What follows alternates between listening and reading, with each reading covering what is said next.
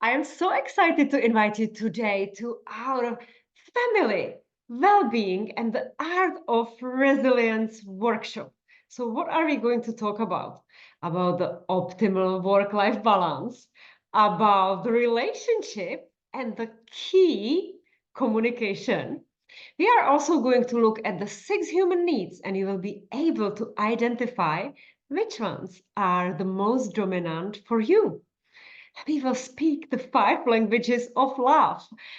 You will learn which love language you speak and the people around you. We are also dig deeper into the core desire. What is it that you really want? So you need your pen and paper for this rapid brainstorming together. And once you see that there's maybe some space for improvement, we will look at how to close the gap and we will talk about the hero's journey. And because some of you love the meal ideas and the energy for this journey, I will also share with you some tips and tricks. So let's begin. For those ones that don't know me, I am a functional medicine nutritionist, Blanca Campbell, based in Basel, Switzerland. And you know that every single workshop is about all the cores of the well-being, mental, emotional, physical, spiritual, and nutritional. Nutritional, definitely. And you can see that in the functional medicine metrics, we have emotional, spiritual, and mental at the core. If the core is not healthy, it might then create some dis-ease when the body and the mind is not flowing freely. And we want to prevent this. And let's look at relationships. Why relationship plays a crucial role in our well-being and what kind of relationships we actually have. So it's not only about family that we want to speak today, because family might actually mean community for you, or it is parents, children, romantic partner is the family. It can be even co-workers in a beautiful company.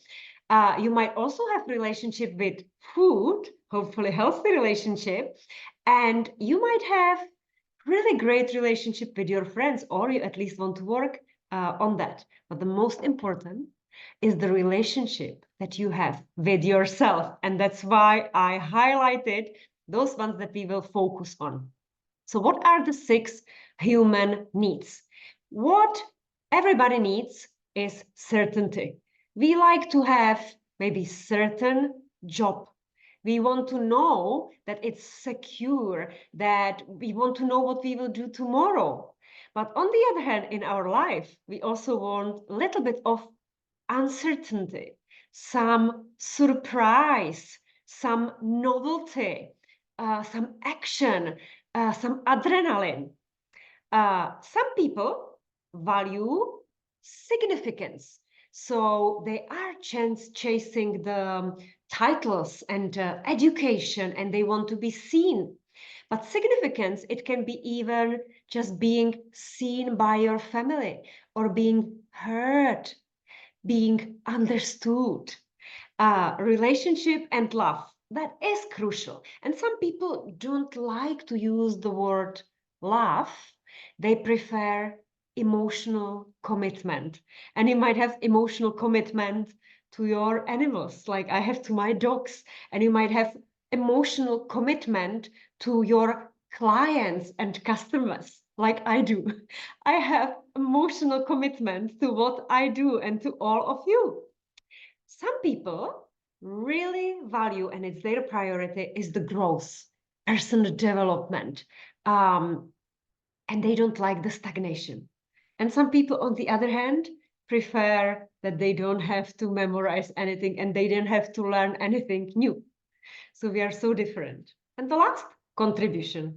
And I'm sure that we all value the contribution. In some way, we want to contribute to the society, or maybe we want to contribute in our family, to our children, to our parents, whatever it is. So you can start thinking about how is it on the pyramid for you? What is actually the most important? There can be some mothers that say, look, for me, relationship and love and family is a number one priority. And that's what I do. And that are the steps that I take during the day. And then there might be somebody else that says, look, children, it's not for me. I don't feel this calling. I don't have the need to have a family. I really find myself to contribute to the company or to the society. And that's perfect as well. But knowing what are your dominant human needs helps you to identify what you want to do in life. I also want to talk about the 5 languages of love. There is this beautiful book by Gary Chapman. And he says that people usually have misunderstanding or they make some false expectations based on their needs. So it is important to know what is your love language, but you also want to know what is the love language of people around you. So some people really appreciate the words of affirmation. They want to hear, well done. You are amazing. Great job. I love you. You are the best. So, in these words, and whatever they do in their life, it's just to hear these words. There are some people that really appreciate the quality time. They want to spend the time with family, friends, colleagues, doing something meaningful, or even just watching football or Netflix for some people is the best love language. No need of speaking, no need of gifts, just being next to each other, doing something together. Is this you? For someone, it's physical touch. And this is actually for my 16-year-old son. He wants that I massage his back, that I massage his feet. Yeah. And for somebody, it's the act of service. And this is actually something that I personally like. And what is act of service? So, for example, if I would be really busy preparing this presentation for you, and my daughter would come and make me a cup of tea and just bring it and quietly leave it there because she would want to help me with something, or she would see that somebody needs to wash the dishes or hang the washing, and she would just do it for me, not because she would want to wash the dishes, but because she wants to do the act of service and through that show me her love. So this was just example. It's not really happening in my family like this, but I would really highly appreciate it. And the last one is receiving gifts. So some people really love gifts, but don't imagine it doesn't have to be expensive gifts. But for example, my mom, she is the person that shows love through giving gifts. So she will, for example, go, or her partner will go, and he will go to the forest and he will pick, for example, lily of the valley and make a really beautiful bouquet and then give it to my mom. So they both have the same love language, which is giving this small gifts, yeah, to show the love. So what is it for you? And you might have 1 or 2 dominant, and about the others, you would say, I actually don't need it, or I'm not even able to do it. So for somebody, it's very difficult to say, oh, I love you. And for somebody, it's super easy, but then they wouldn't do anything for you. And so even think about your family, what your children, parents, friends love, and just imagine them now and see how do they show you their love. And so again, this love, if you don't like the word love, change it for the like emotional commitment, what they do for you, or how they, if you think about colleagues, how you want to show to your colleagues the support, and how the colleagues show the support to you through the love language or these acts. Now we have the second part, and it's communication is the key. Because maybe it happened to you that women, but also men, but very often women, they're kind of mysterious, and we somehow think that from our behavior, the man or people around us or my children should know what they should do. So I would be acting in the kitchen like I'm really, really busy, and I would be making noises like believing that they get this message that is in my head, that I am super busy and they should help me, right? But communication is the key. Maybe if I told them, hey, can you please help me to clean the kitchen, or can you help me to do this and that, they would do it. It's also good to check with your friends, colleagues, parents, your community, asking them these questions. And here, you ask them the questions, you ask them to be completely honest, and you zip. You don't say but. So the first question can be, how would you rate our relationship on a scale of 1 to 10? And, children or your partner might say, 7 or 5. And you, instead of saying like 5, for all what I have been doing for you, it's only 5. No. So don't say that. But the second question, follow with the second question. Thanks for sharing. What do I need to do to take it from 5 to 10? And let them speak. And they tell you, right?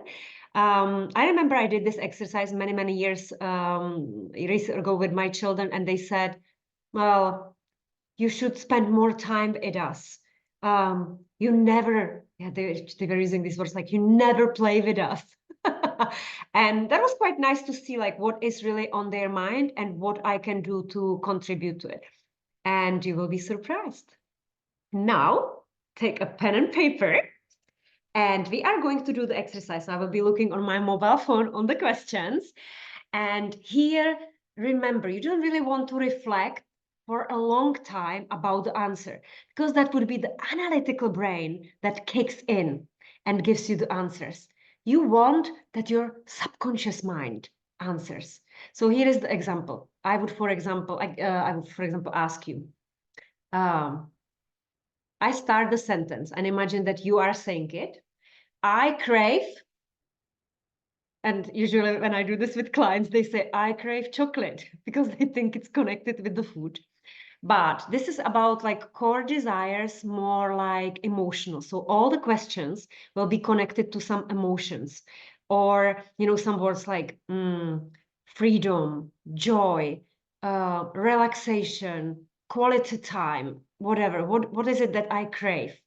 Inner peace, for example. So get your pen and paper and let's get ready. Other than time or money, what do I want more of is,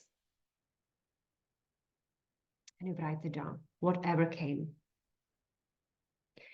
I need to give myself more permission to be,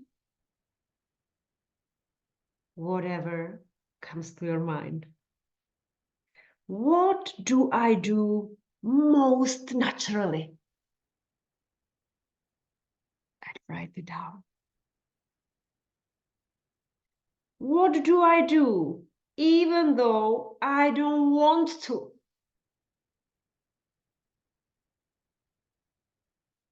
Write it down.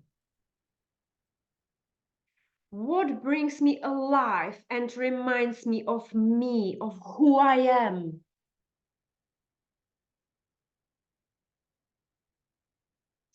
Write it down. This depresses my spirit and weighs me down.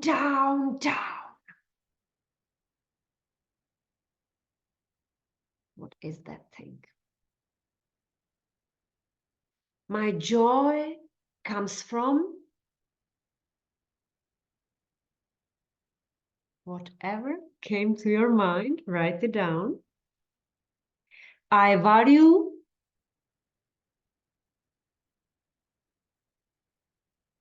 I believe in.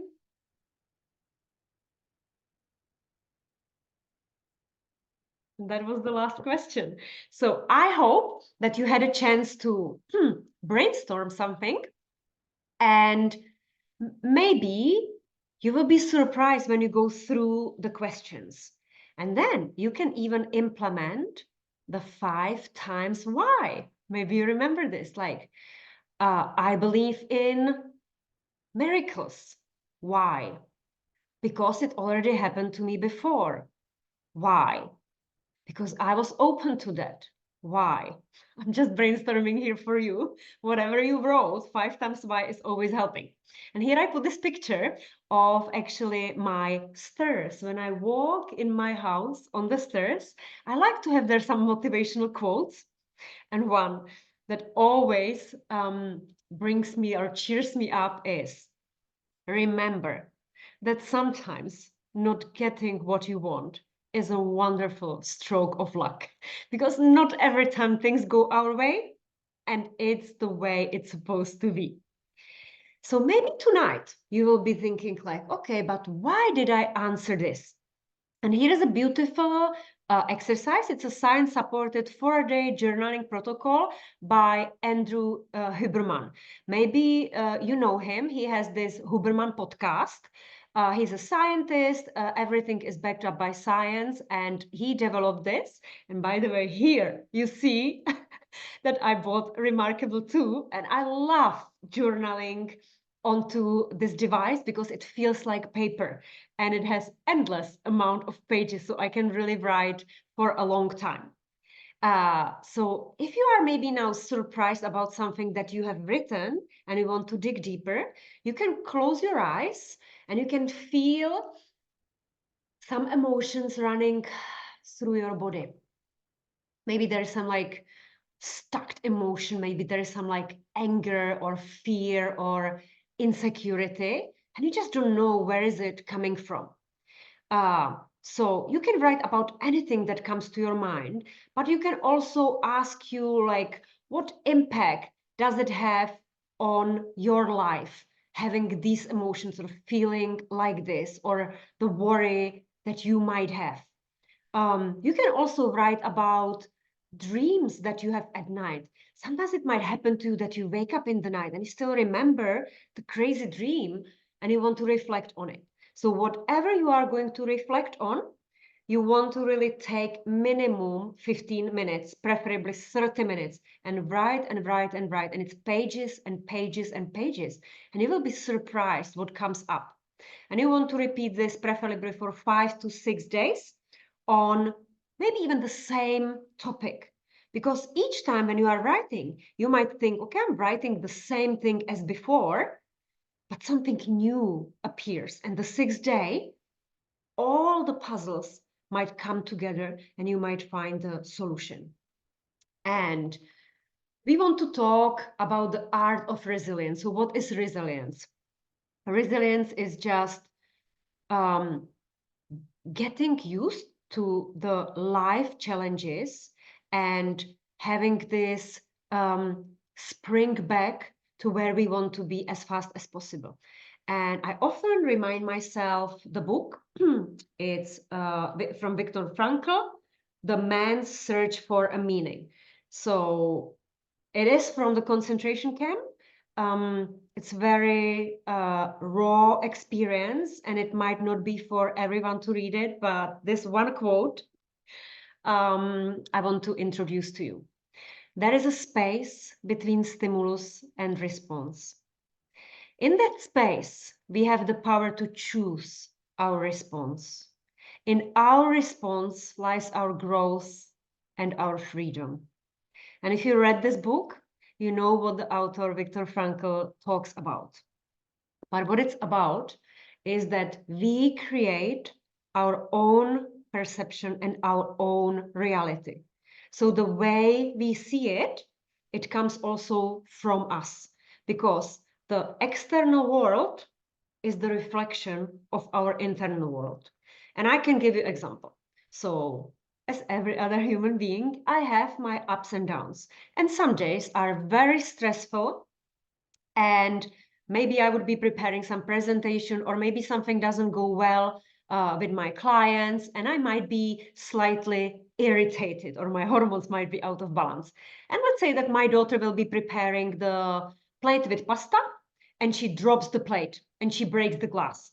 Well, if my internal state is already not good, I get triggered by this act, or I might get triggered by this act, and I might be speaking and shouting at her. Oh my goodness, what have you done again? Who is going to clean this mess? but it's all about me. And let's say that I am very satisfied with the presentation that I prepared and I earned really significant amount of money that day and everything went my day and I am super energized and I feel phenomenal. The same situation happens. She will drop it and I will say like, oh, I hope nothing happened to you. And actually, this is going to bring luck because in Czech we say střepy přinášejí štěstí, which basically means that the broken glass brings you luck and happiness. So I would maybe even celebrate it with her. I would help her to clean it and I would do like nothing happened. It's not serious. But can you see the example that it's my internal world that is going to react and be reflected in my external world? I will either see it as, oof, I'm glad nothing happened to her, or I will see it as a misery on yet another task on my already full plate of tasks.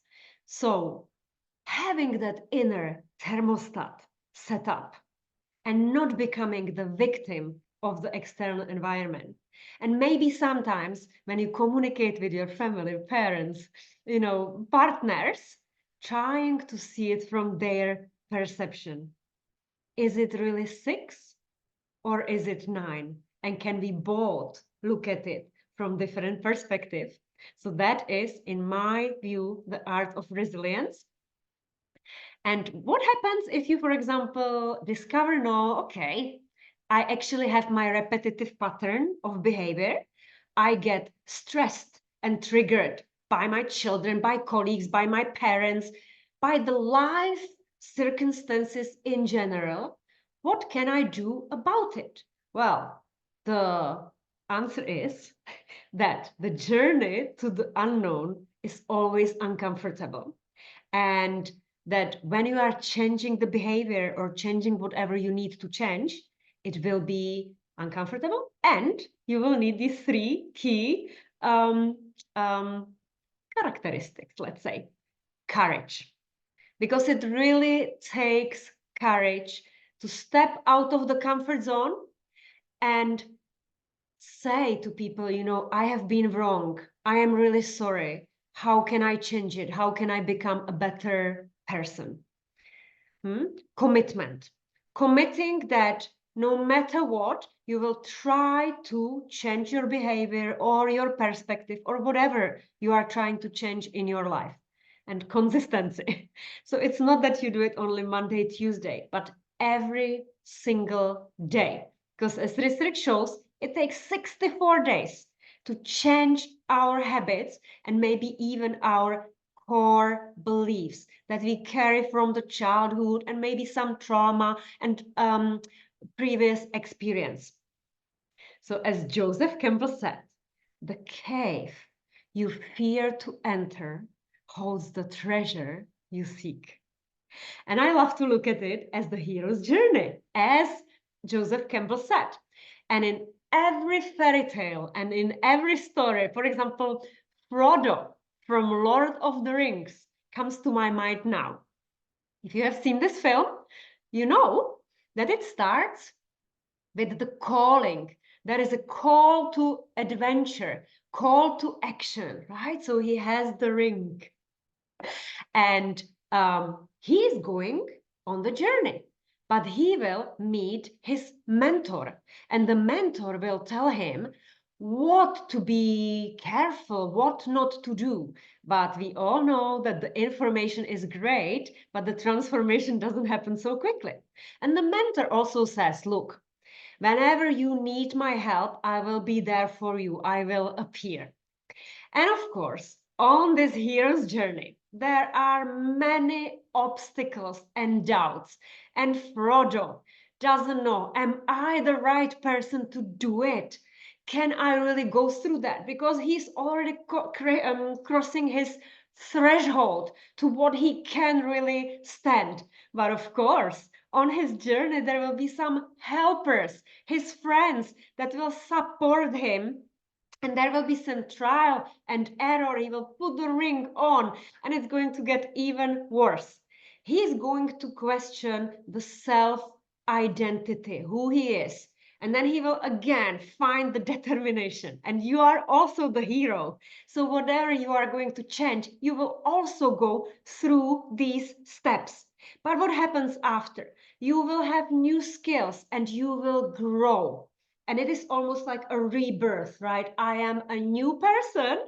So you go down, and when you get down, of course, you are going to get up. So it's going to get even better. So you will have like some aha moments. Something will be revealed to you, and you will build this resilience and master it on your journey when you return finally home to where you want to be. So now just imagine, what is it for you? I actually tell you, it's not the topic of today's presentation, but I have many clients that would like to, for example, lose weight, or maybe get married or fix their relationship, whatever it is.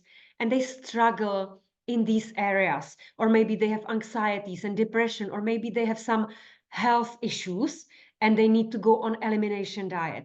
And every elimination diet, I can tell you, it's 6 weeks. And it's very, very complicated. Suddenly, they cannot eat what they are used to. They cannot eat in the canteen. They cannot eat with their family. They feel like they cannot do it anymore. They want to give up and they fail, and then they try again.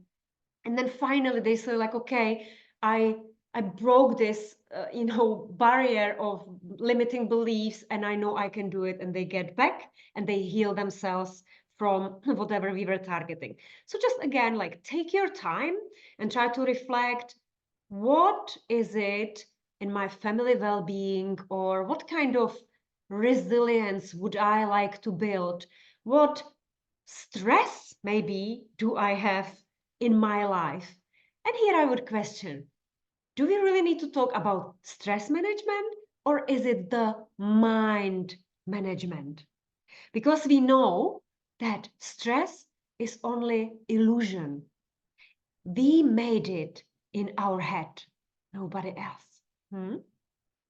So your life right now is a reflection of your past thoughts. So we always believe what happened to us before. We act on it, and that's why we are finding us here. So to change it, right, we need to change our behavior.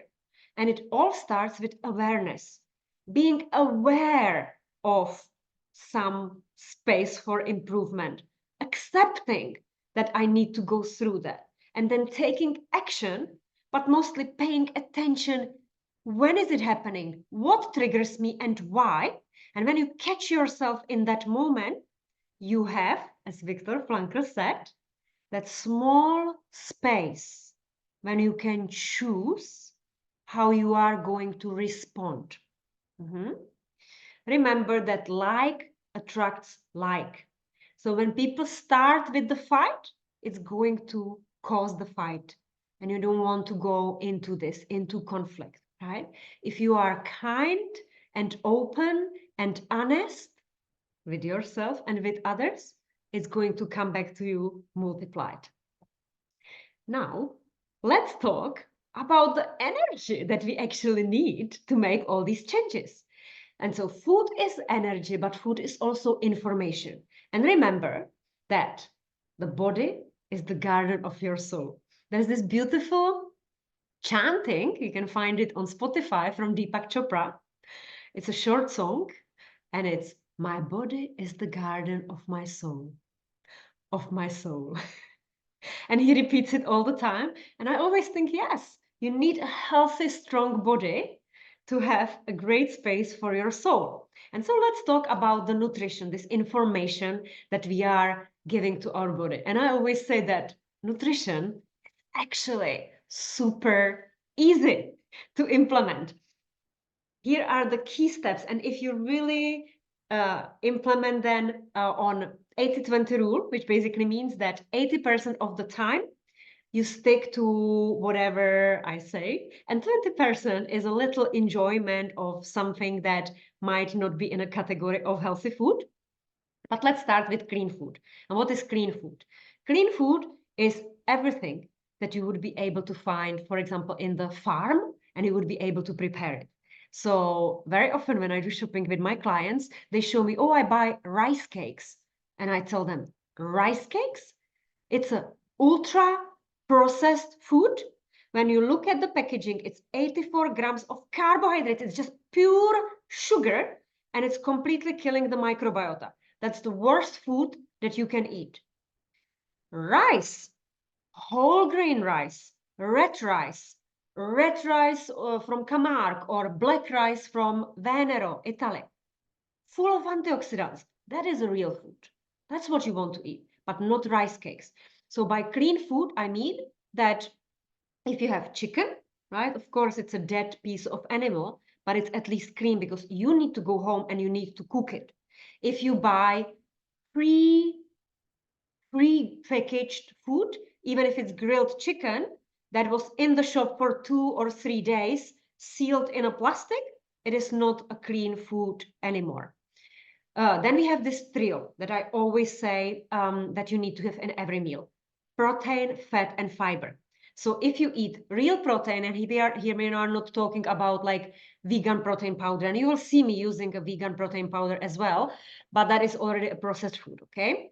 So lean protein from animal, of course, it's, for example, chicken or any kind of meat, eggs, cheese. It is processed food because it comes from milk and it was made by man, okay? But 80-20 rule, cheese we would, for example, eat. If you are, for example, a vegetarian and you are eating like tofu, it's also processed food because you would either eat, for example, edamame beans or soya beans. That's what you would find in the nature. As soon as it's made into tofu, it's a processed food. If you eat clean food, every protein is going to have fat. So you don't really have to worry about like how much fat do I need to eat. Eggs, they will have some source of cholesterol in the yolk, and there will be quite a lot of protein, and it will be like all 23 amino acids in it. Fiber you find in vegetable, and that's why I would want you to eat the rainbow. Preferably, you want to eat maybe 7, 10, up to 35 different colors and vegetables per week. That's what the functional medicine says. So you will see some examples of how I try to create the rainbow. And then definitely hydration. You need to hydrate. 40 milliliters of water for every kilo of your body weight. So if you have 60 kilos, it's 2.4 liters of water. Yeah, so count how much of the liquid. And what is the liquid? So it's not only water, it's also bone broth that is super healthy, or infusions from herbal tea. Maybe if you drink green tea, actually even coffee or maybe soup is a source of liquid. So roughly calculate how much you have.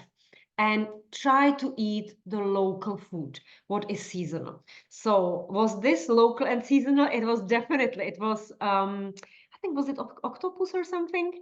And it was in beautiful Split in Croatia, in an amazing restaurant with my best friend, and we really enjoyed a lot. I highly recommend. And so here is like what I currently eat, okay? Because we are running a 21-day weight loss challenge. And I take pictures of my food. I inspire my clients so that they are motivated and do the same. And of course, we are doing the functional medicine elimination diet. So we are eliminating quite a lot of gluten. And so this, on the first picture, you can see it's 1 egg, 2 spoons of linseed flour, and baking powder, and some herbs, and a little bit of salt. I mix it with the fork, and I put it for 90 seconds to microwave. Okay, so this is, of course, you can put it to the oven, but me, for this one piece, I just put it to the microwave. It's quick for me. And then I cut it in middle, and I have it as a bread. So it's basically a 90-second bread. And then I mix cottage cheese and sardines, and I put it on the bread, and I put there some sort of prebiotics. So, you know, the prebiotic food, that's what feeds the bacteria, and it's usually like onion, leek, garlic, and so on. So I put there some prebiotics, and then I have radishes. So they're really good for the detoxification. And then I have kohlrabi, which is just, it's actually also good for detoxification. It's just water, liquid and some minerals in that. So overall, this meal has 30 grams of protein. Does it have fat? Yes. Sardines, fat, cottage cheese, fat. You know, fat will be their eggs, fat. Is there sufficient amount of fiber? I would say so. So leek will have the fiber, and radishes and kohlrabi, it will be mostly soluble fiber, and it will be water. So it's mostly liquid. So that's not the most culinary that you can imagine, but did I enjoy the taste? Yes, I do. Here is like another example. So it's the same bread, 90 seconds in the microwave. This time it's with tuna. I don't recommend tuna that much because sometimes it can be high in mercury, but as emergency food. And then I have mozzarella, and I have sauerkraut, or you can have kimchi, and some carrots. Yeah, so trying to create it's like a lunch or snack, whatever it is to eat, but it's definitely gluten-free. Then you can see on the next one, it's red cabbage. So I use my sage machine to shred it for me very quickly. And I have their bear garlic. It was just in forest here in France. And then I have their pineapple because it has digestive enzymes, and I have sardines. So sardines have 28 grams of protein, and of course it has fat as well. And so I mix it, and I put there some like spices, and I might put there a little bit of tahini, and that's my lunch or dinner or whatever it is. And then the next one, again, because it's seasonal now, it's like with tahini dressing, some vegetable, and it's just like light dinner. And the last picture is the vegan protein. There are some electrolytes, there is cinnamon, and I mix it actually only into water, but you could put it into any liquid of your choice, almond milk, hemp seed milk, and I have 2 pieces of organic kiwi with it. And it's again, it's like a breakfast or snack, lunch. I don't really distinguish in between that. Here you can see that I really try to eat the rainbow, so different color. And this was like a hemp seed butter. Doesn't taste that good. I'm not going to buy it again. And I had their feta cheese. And on the next picture, I have tortillas. So I buy these tortillas in Germany. You can buy it online. And this one is really only like beetroot and psyllium husk. So it's gluten-free, no carbs, high in fiber. And I put there again eggs and cottage cheese and some vegetable. And the other one is from carrot, and it's with chicken and vegetable. So it's you eat it cold, and I just wrap it. So preparing the meals like this, eggs and vegetable, takes me 5 minutes to prepare. Would this be family meals? Well, probably not.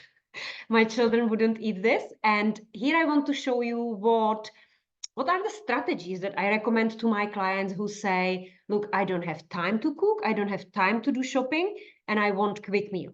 And I say, it's okay to eat frozen vegetable. It has been harvested in the peak. It still has the vitamins and minerals. And it's easy to prepare. So here in France, we have a shop, it's called Picard, and you can buy there all these different varieties. And I just show you the combination, how you can have it. And then you can have like rice, you can have gluten-free pasta, you can have buckwheat, you can have millet, you can have some like rice noodles with it. And of course, sauces with coconut or curry, or any kind of spices that you like, and the meal is ready in 5 minutes. So enough of the food, otherwise it's going to make me hungry. Let me summarize. What are the principles of mastery? Whatever you want to master, whether it's communication, relationship with yourself, knowing what you want, your desires, being able to communicate your desires. What I recommend on any journey is this modeling. There is someone who has been in the same situation as you, someone who knows what works and what doesn't. So find the mentor, find the coach, find the nutritionist if you need to lose weight or tackle some health issues. Then it needs really total immersion. So you need to schedule the time, because it's not that we don't have time. It's about priorities. What is your priority? And then it's spaced repetition. Because sometimes, we do like a 21-day weight loss challenge, or we go to the psychologist for 3 sessions and we think that we have mastered it. No, but you need to like repeat it over and over again. And for this, it's really good to be in some mastermind group, or in some community of people that are working on the same issue or personal development, or have the same desires and dreams as you. And most importantly, you need to know why you want it, really the purpose. Because if the life gets difficult, like what will you do? Like what is the passion, focus, and clarity? Because what and how you will always find, but the why you need to remind yourself all the time. So I hope that you found this helpful, and I look forward to our next session.